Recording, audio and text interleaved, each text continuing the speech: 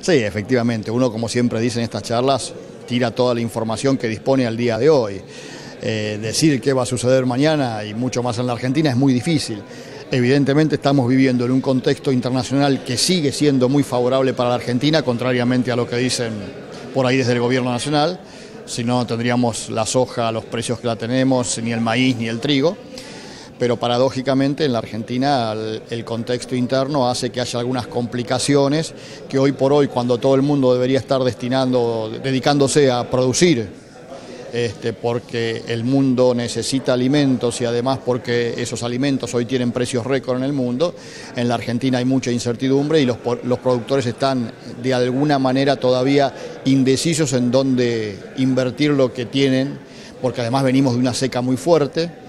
Y esa seca ha castigado a zonas que no estaban acostumbradas precisamente al castigo de la seca, y entonces hoy, te insisto, entre la política, el clima, la incertidumbre es muy grande y yo tengo miedo que la Argentina vuelva a perder una nueva oportunidad que se le está dando por los mercados mundiales. Hace exactamente un año que te hice la última nota cuando tuviste la exposición anterior y bueno, un poco hablando de lo mismo, ¿no? Pero en este año hubo una serie de manifestaciones de parte del gobierno nacional que demostraron que no puede acercarse al sector y el sector al diálogo con el gobierno, ¿no? Uno de ellos fue la toma del RENATRE y creo que esto también agitó un poco y agudizó un poco el conflicto. ¿Qué opinión te merece al respecto?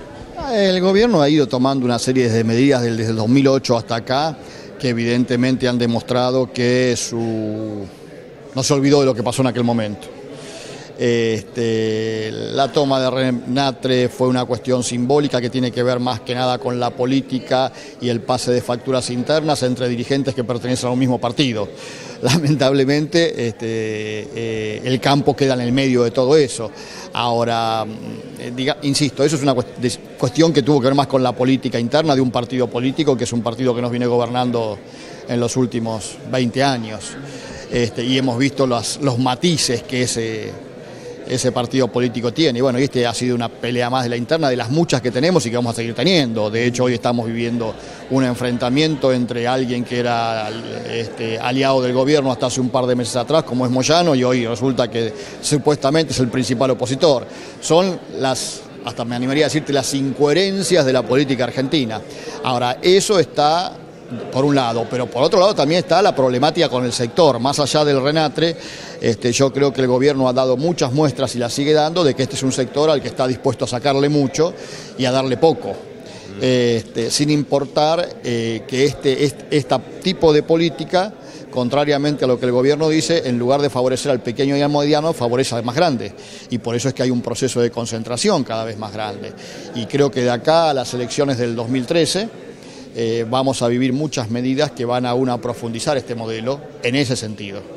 ¿Vos qué notás del productor? Cuando hablas directamente con el productor, seguramente los discursos son diferentes del pequeño y mediano con el grande, ¿no? ¿Cuál es tu opinión periodística? Te diría que no, mira, te diría que no es muy distinto. Es decir, si uno hace un análisis de los temas más importantes, en general los productores piensan en los temas más importantes muy parecidos. Todavía quedan algunos sectores, yo te diría que no han actualizado su pensamiento, tanto en el grande como en el pequeño. Y eso a veces dificulta que haya un poco más de acuerdo, pero insisto, pasa por un problema de actualizar el pensamiento y de además analizar lo que pasó en la Argentina en los últimos años. Es decir, vos no podés, si vos vas por el mismo camino y te chocás con una pared y volvés a ir por el mismo camino y te chocás por una pared, a la tercera vez que lo haces, ya el problema pasa por otro lado. Entonces, por eso yo te digo que hay que adaptar el pensamiento. Hay que adaptar el pensamiento al contexto actual de la Argentina y al contexto del mundo. Y a partir de ahí buscar soluciones. Si no, las soluciones ideales que uno podría pretender no van a llegar nunca. Y respecto particularmente del sector, yo hago mucho hincapié en este último tiempo en la necesidad de que el sector vuelva a integrarse a la sociedad. Y observar lo que estoy diciendo, que el sector vuelva a integrarse a la sociedad, no que la sociedad se integre al sector, porque evidentemente es el sector el que tiene que integrarse a la sociedad, que es ampliamente mayoritaria.